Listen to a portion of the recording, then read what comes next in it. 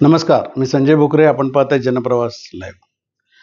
सध्या राज्यस्तरावर गोपीचंद पडळकर खूप गाजत आहेत. राज्यस्तरावर गाजत आहेत म्हणजे कुठल्या अर्थानं, तर त्यांचं जे धनगर समाजामध्ये जे काम आहे आणि समाज जो एकवटला आहे आणि ते जे काम करण्याची त्यांची पद्धत असेल आणि काम करतात समाजासाठी सुद्धा असेल आणि सर्वसामान्य जनतेसाठी, त्यांची जी उल्लेखनीय कामगिरी आहे. आता त्यांचं आरोप प्रत्यारोप, फैरी झाडणं, टीका करणं हे भाग सुद्धा आले त्याच्यामध्ये.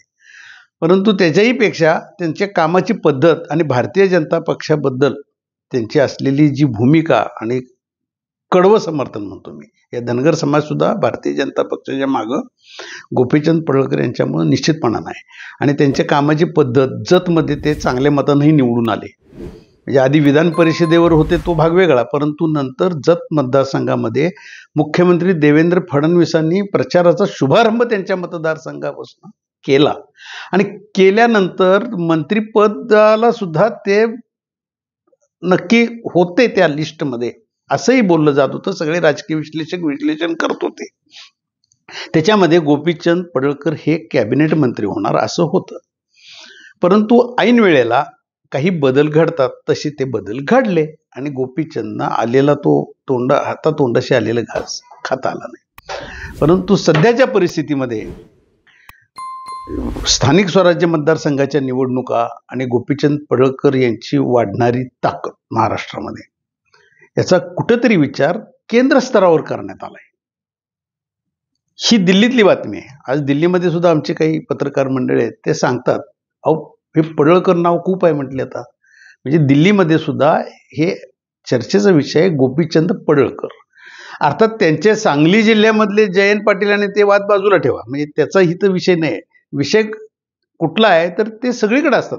म्हणजे मग मराठवाडा असेल, पश्चिम महाराष्ट्र असेल, विदर्भ असेल, कुठे धनगर समाज ज्या ज्या ठिकाणी आहे त्या ठिकाणी ते जातात. ओबीसी संघटना असेल त्यांच्या कार्यक्रमाला जातात. भुजबळांच्याबद्दल त्यांनी कशी आदराची भावना व्यक्त केली, त्यांच्याबद्दल काय स्टेटमेंट केलं, म्हणजे त्या चळवळीत ते आहेत. आणि जानकरना मात्र लगेच मंत्रिपद मिळतं पण पडळकरना मिळत नाही, ही खंत धनगर समाजामध्ये आहे.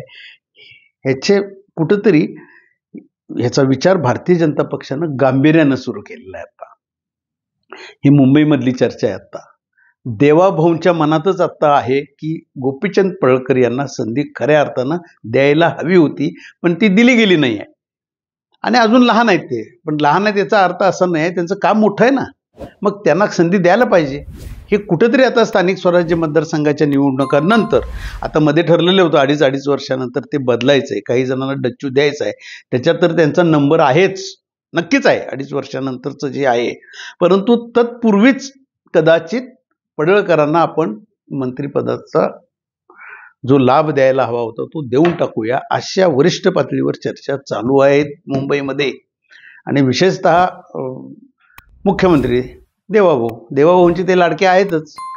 आता मधल्या काळात ज्या टीका झाल्या, सांगली जिल्ह्यामध्ये जे वादळ झालं, परंतु त्याच्या बाबतीत मुख्यमंत्री म्हणून जे पडळकरांच्या पाठीशी उभारायचे ते देवाभाऊ पाठीशी उभारलेतच. त्यांनी जिथं चुकीचं आहे तिथं चुकीचं आहे म्हटलंय. परंतु देवाभाऊंची ताकद पडळकर यांच्या मागे, आणि पडळकरांनी सुद्धा त्यांचा शब्द कुठलाही असेल ते मी पाळणार आहे. मुख्यमंत्र्यांनी जे सांगेल ते ऐकणार. परंतु मुख्यमंत्र्यांच्यावरच टीका झाली तर मी ते ऐकणार नाही, म्हणून त्यांनी वेगळी भूमिका घेतली. परंतु आज मला त्या विषयात जायचं नाही. विषय जायचं की गोपीचंद पडळकरांना कॅबिनेट मंत्री तुम्ही जानकरना दिलं पण ह्यांना दिलं नाही, ही खंत आता भारतीय जनता पक्षाला वाटते आहे. हे सुद्धा काही कमी आहे का? वास्तविक तो शपथविधी आधी व्हायला पाहिजे होता, परंतु तो झाला नाही.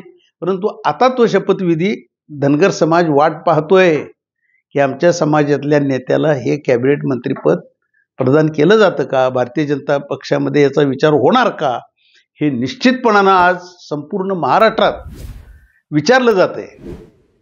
मग तुम्ही त्याच्यावर अन्याय केला आहे, परंतु तो न्याय देण्याचं काम भारतीय जनता पक्ष करेल अशी आत्ता चर्चा चाललेली बातमी आली, म्हणूनच आज आपण हे विश्लेषण केलं.